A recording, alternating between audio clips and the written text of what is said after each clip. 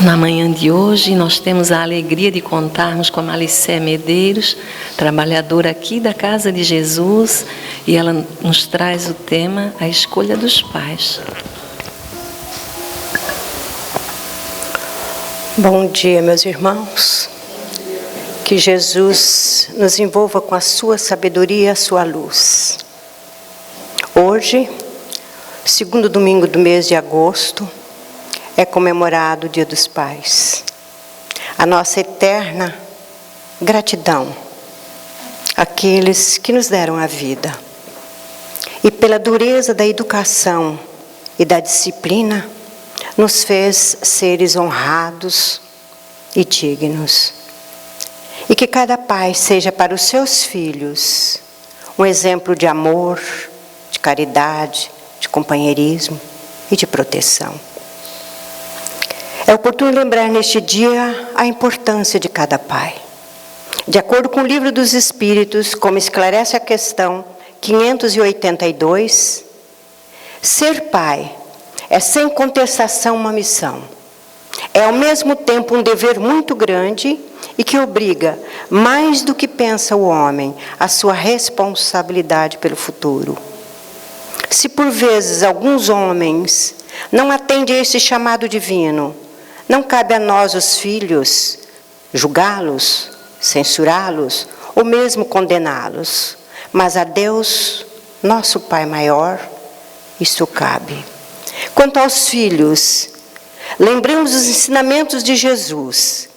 Não cabe apenas honrá-los e respeitá-los, mas ao amor juntar o respeito, a estima, a obediência e a condescendência. É dever do filho amparar os seus pais em suas necessidades, cercando-os de carinho e de solicitude, o que implica nossa obrigação de cumprir para com eles tudo aquilo que eles fizeram por nós. A todos os pais, presentes e ausentes, o nosso eterno agradecimento. A escolha do tema da manhã de hoje, a escolha dos pais, foi montada em cima de algumas perguntas que, ao meu ver, tornam-se muito mais explicativos. Na erraticidade antes de encarnar, são os espíritos quem escolhe os seus pais? Ou seja, somos nós quem escolhemos os nossos pais? Quais são as normas? Quais são os critérios utilizados nessa escolha? Podemos escolher nascer com pessoas com as quais nós nunca convivemos? A paternidade e a maternidade são decorrentes de vínculos do passado? De acordo com a doutrina dos espíritos, as normas para a formação de um lar acontecem, em primeiro lugar, no plano espiritual. Sempre com a supervisão da espiritualidade. Nem sempre depende do espírito a decisão final na escolha dos seus pais e seus familiares, pois envolve uma série enorme de acontecimentos e fatos ocorridos em vidas anteriores que vão decidir a escolha dos familiares. Quanto aos critérios utilizados, são irrefutavelmente aplicados. Tudo vai depender do grau de evolução do espírito, da necessidade de aprendizado e de reparação deste espírito, do grau de gravidade dos atos cometidos em vidas passadas, não só do espírito que retorna à carne, mas também dos pais e das pessoas que irão recebê-los. No caso, por exemplo, dos espíritos puros, dos espíritos perfeitos, sendo eles mais evoluídos, mais experientes, mais maduros e conscientes, eles estarão muito melhor preparados para a tomada de certas decisões importantes sobre a sua vida, inclusive os seus familiares. A sua reencarnação é livre. Esse tipo de reencarnação é restrito aos espíritos com altíssimo grau de evolução e de pureza. E por não terem nenhum vício, nenhum débito a ser quitado, tem plena liberdade da escolha. e são melhores preparados para tomar decisões sobre esta escolha de pais e de familiares. Já os espíritos simples e ignorantes, na sua primeira reencarnação, na sua primeira encarnação, recém-saídos da mão do Criador, quando ainda não está solidificado a noção de justiça ou injustiça, de bem ou de mal. Ele é guiado, Deus provê essa escolha, a escolha dos pais, a escolha dos familiares, apesar de que o seu livre-arbítrio é guiado pela intuição das leis divinas, que são gravadas na consciência de cada ser. E à medida que ele vai desenvolvendo a sua vontade, o seu livre-arbítrio, Deus deixa a escolha com supervisão da espiritualidade, seguindo sempre os critérios adotados aos demais espíritos. Os espíritos puros, com grau mediano de evolução e entendimento, como algum de nós, há uma coparticipação entre o ser reencarnante e a espiritualidade. O ser reencarnante, ele sugere a escolha dos pais e dos familiares, mas a decisão final é resguardada para os espíritos superiores.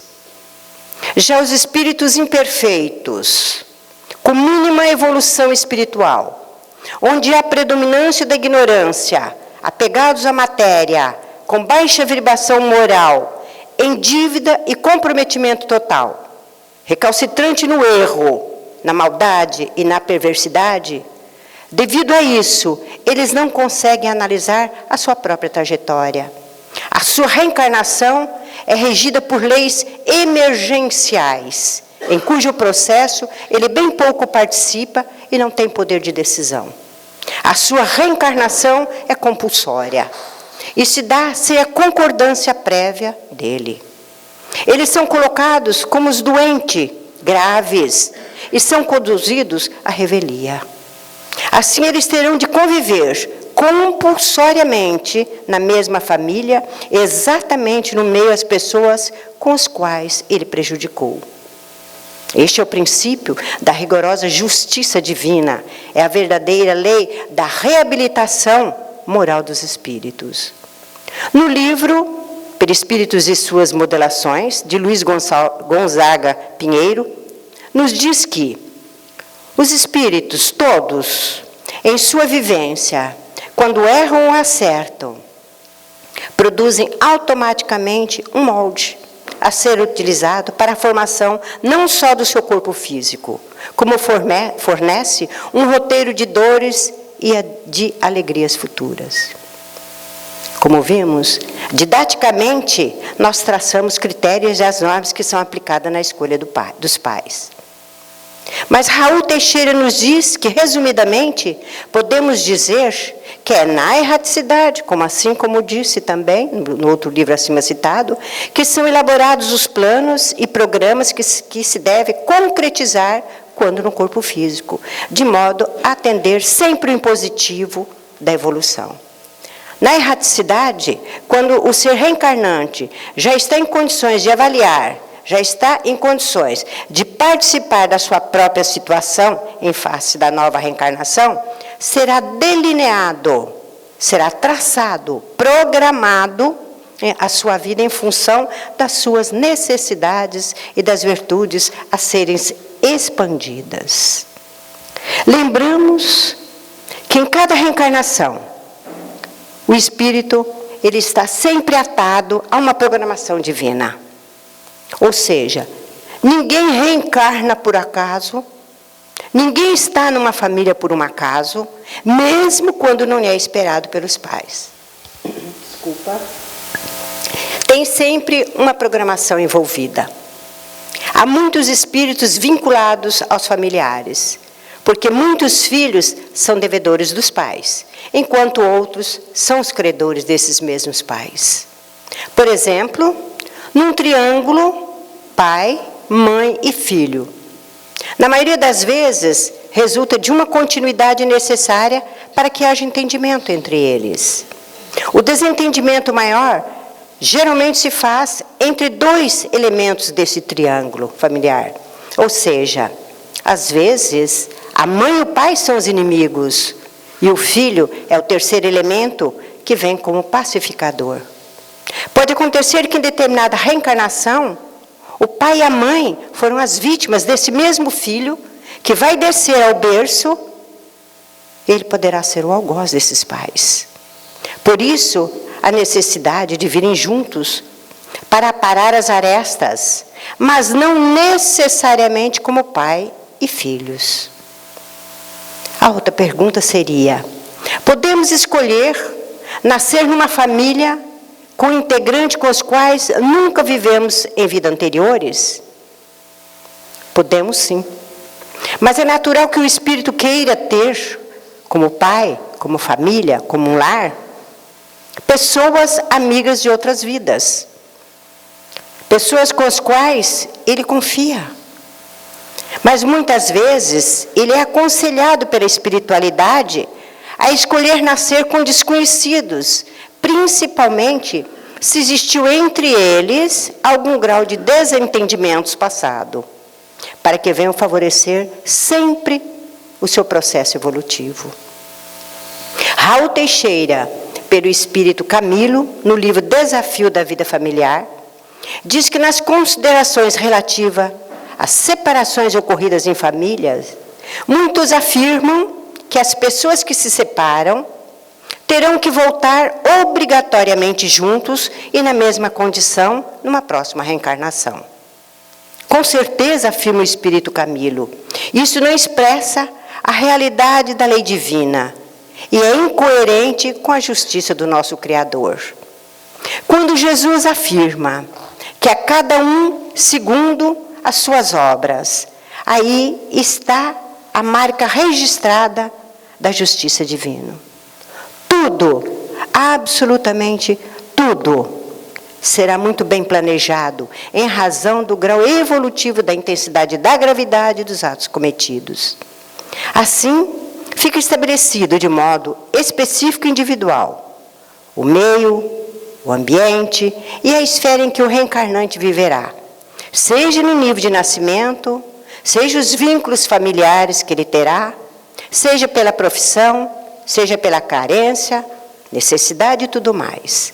Em outras palavras, é pela faixa de comprometimento das necessidades e merecimentos é que se projetará o seu berço, bem como todos os seus familiares, os vizinhos e os envolvidos.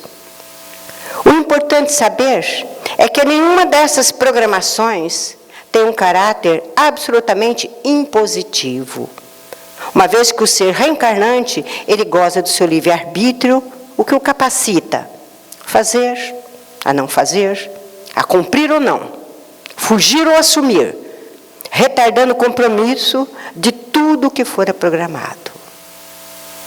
Mas tem um porém. Tudo tem consequências. Tudo será avaliado. Nada vai passar aos olhos da justiça divina. Absolutamente tudo tem consequências. Podemos perguntar: a paternidade e a maternidade são sempre decorrentes de vínculos do passado? A priori, à primeira vista, podemos dizer sim, pois as dívidas maiores geralmente são cometidas no seio da família. Mas existe N casos que são específicos, que são particulares e que serão analisados, que serão avaliados. No livro O Evangelho segundo o Espiritismo, no capítulo 14, o item 8, diz que os verdadeiros laços de família não são, pois, o da consanguinidade, mas os da simpatia, da comunhão de pensamento, que une esses espíritos antes, durante e após a sua reencarnação. No capítulo 4, item 18, diz que os espíritos formam no espaço grupos ou famílias unidas pela afeição, simpatia, semelhança de inclinação e afinidades. E as afinidades, como nós sabemos, são as afinidades positivas e negativas. As positivas, que unem uma família, o amor, as inclinações de gosto e de preferência. E as negativas, rancor, ódio, maledicência. Se nós quisermos viver bem, nós temos que amar. Se nós quisermos vivermos uma família de verdade, de fato, bondade, amor, paciência, tolerância, é o que une uma família, é o que nos faz feliz, é o que nos faz vencer todas e quaisquer dificuldade. Então, a priori, nós podemos dizer que sim, que as dívidas maiores são dentro do nosso próprio lar. Todo aquele que tiver em dívida, seja com quem for, ele já se vê em curso na necessidade de retificação e de reparação. Este grau de comprometimento vai ser trabalhado. Muitas vezes, é necessário que esse espírito retorne no mesmo meio familiar, para corrigir algumas distorções, algumas contendas causadas no passado. Como disse Camilo, não como obrigatoriedade. Tudo a ser analisado. Por isso que os reencontros no contexto familiar acontecem sempre. Mas a reencarnação só vai tornar realmente eficaz na sua função educadora e reparadora quando ele vai manter envolvidos as criaturas sempre próximas uma das outras, criando condições para que haja um vínculo de amor entre eles. Não vamos descartar um vizinho, não vamos descartar um irmão, por mais que essa criatura não seja difícil, porque nós não sabemos absolutamente o porquê dessa ligação. Prestar atenção um pouco, tolerantes para com todos que estão ao nosso redor. A justiça divina, ela dispõe de elementos para conhecer o autor ou os autores e a motivação de todo o envolvimento que vai culminar na separação e nas brigas de família. Ele registra quem é o causador, quem fez o maior esforço para manter a família unida, quem perdoou, quem foi o paciente, quem foi mais paciente, mais tolerante, enfim, nada escapa à visão das sublimes leis de Deus. Tudo fielmente registrado. E na família, aquele que tudo fez para apaziguar os ânimos, para apaziguar as brigas, as intrigas e a separação, ele cumpriu, sem dúvida alguma, o papel de mediador, o papel de esposo, ou de mãe, ou de pai, ou de mãe, ou de filho. Ficará livre essa criatura que tudo fez para que essa família ficasse unida. Fica livre de qualquer compromisso com que o outro que só fez intriga, mas também terá consequências. Então seria cruel, diz Camilo, impor àquela criatura bondosa, a compreensiva e a tolerante, a obrigação de receber de volta quem muito mal lhe causou. Já aquele indivíduo que abandonou o lar, que abandonou os filhos, de todos os tipos fez, de crueldade e de maldade, este sim, se vê em curso na necessidade de retificação e de reeducação no futuro. Ele é quem fica em dívida. Ele leva consigo um determinado grau de dívida que precisará ser trabalhada, seja por meios árduos, duros de labores familiares, seja através de dores morais, seja necessariamente como filho, não necessariamente como filho, como pai. Aquele que sofreu as consequências, os maltratos, as brigas e as intrigas, somente ele ficará com a obrigação, o comprometimento com quem foi o seu algoz, se ele mantiver com esta outra criatura vínculos de ódio, de rancor, de ansiedade e de vingança. É o que nos une. Não disse que por afinidade negativa? Não vai nos unir. Mas também não vai descartar a possibilidade que teremos, mesmo nós sendo aquela criatura culpada, a do ressarcimento. A dívida permanece, mais branda, mas permanece. Imprescindível reforçar que a obrigatoriedade ou não de retornarem juntos no mesmo lar, na mesma família, está na proporção exata da reação de amor, da reação de ódio e de afinidade de cada um. Uma coisa nós temos que ter em nossa mente. Podemos ter envolvimento, sim. Nada nos é proibido. Nós temos a liberdade de agir. Mas cada um a sua obra. Por esta obra nós vamos ser julgados. Por esta obra nós vamos ser libertados ou atados à criatura. O importante é que a criatura deixe o mínimo possível de mazela e dores na alma do outro para não se comprometer com este. Embora comprometido, não se comprometer grandemente. Responsabilidade teremos sempre. Seja como filho, aquele filho brilhante, ou aquele filho deficiente, aquele filho amigo ou inimigo, aquele que nos ampara, aquele que a gente amparou, aquele que a gente abandonou, sadio ou doente, compreensível ou rebelde, aquele filho biológico ou de adoção. Por alguma razão, um dia nós iremos saber. Esta criatura foi encaminhada até nós. Ou nós a pedimos, ou nós a imploramos, essa criatura no nosso lar, no meio entre nós. Ou ela foi atraída ou foi escolhida por nós, e agora nós não podemos descartá-las. Ou mesmo elas foram convidadas a vir para a nossa companhia. E nós não podemos burlar a programação que foi feita na erraticidade. Nós não iríamos gostar absolutamente nada de termos feito uma programação, ponderado todos os aspectos, aproximado as criaturas. Aí quando chegarmos na Terra, quando chegarmos a nos envolvermos, nós fugirmos, ocorre, abandonarmos, não queremos mais, refutar. Vamos responder. Dificilmente essa criatura que veio até nós, ela é um estranho.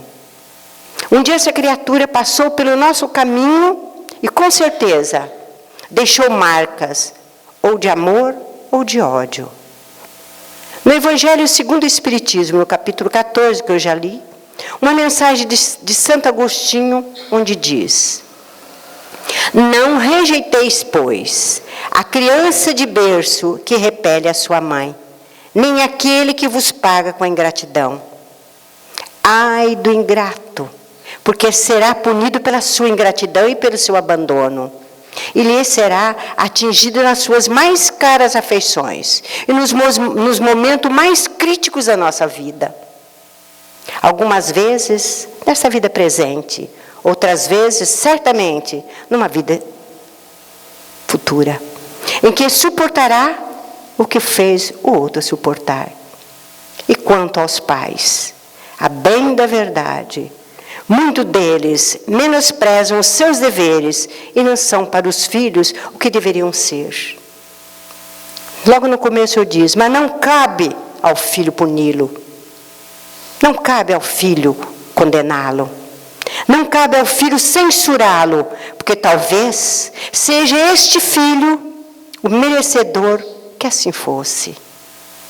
Devem os filhos ter em mente que pais negligentes, inescrupulosos, perversos ou cruéis, eles são mais enfermos, são mais doentes das almas do que cruel.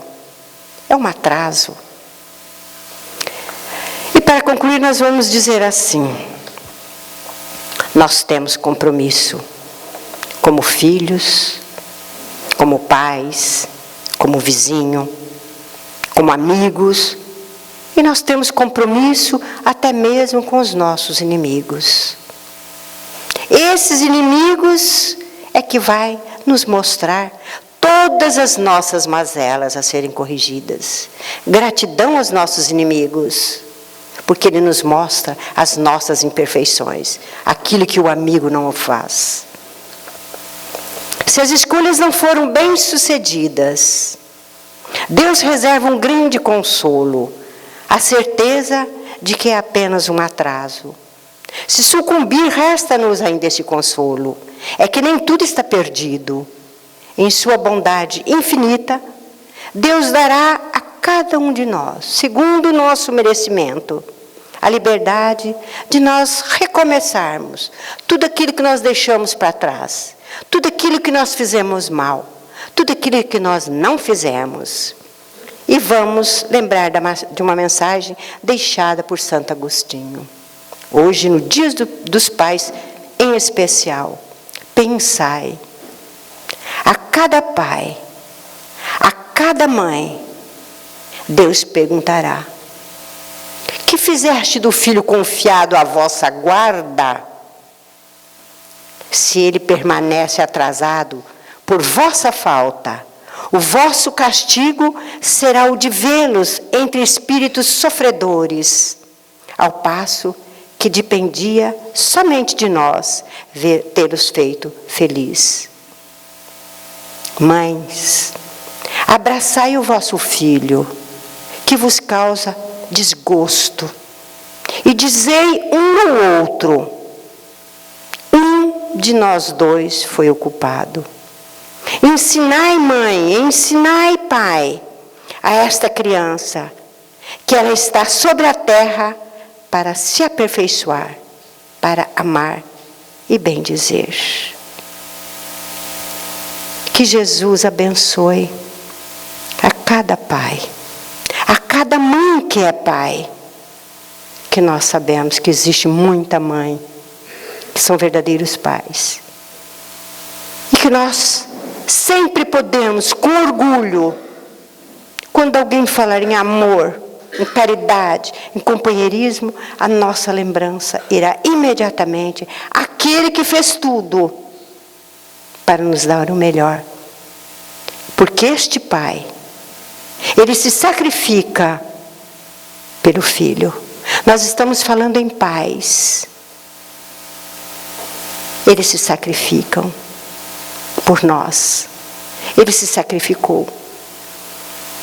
E eu agradeço ao meu pai, que com toda a disciplina, com todo o rigor da época, me fez essa criatura. E eu agradeço aos pais dos meus filhos, homem honrado, honesto, digno, como todos os pais. Que Jesus abençoe a vocês, meus pais, grandemente.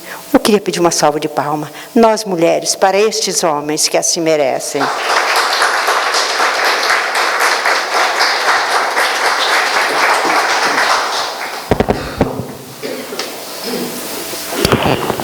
Agradecemos a Malicé pela mensagem da manhã, pela homenagem aos pais.